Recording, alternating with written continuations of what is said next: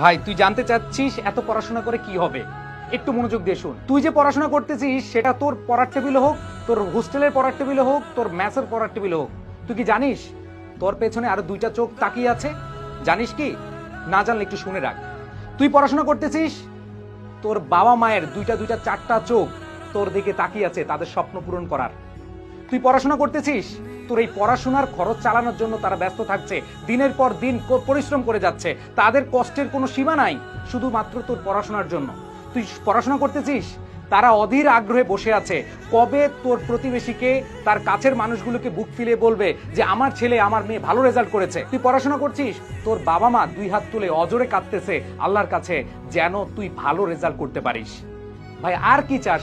বাবা মাকে খুশি করার জন্য হলেও আপাতত পড়াশোনা কর। তারা যে তোর প্রতি বিশ্বাস করে এত এত কিছু করছে, তুই বিশ্বাসের মূল্যটা রাখার জন্য একটু পড়াশোনা করিস, ফাঁকি দিস না।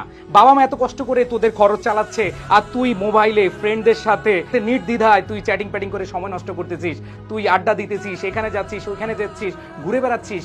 ভাই এখন না বুঝলে পরে কিন্তু ঠিকই বুঝবি। সো সময় থাকতে একটু বোঝার চেষ্টা করিস। এই যে এরকম কোনো প্রশ্ন করবি না ভাই পড়াশোনা করে কি হবে, প্লিজ।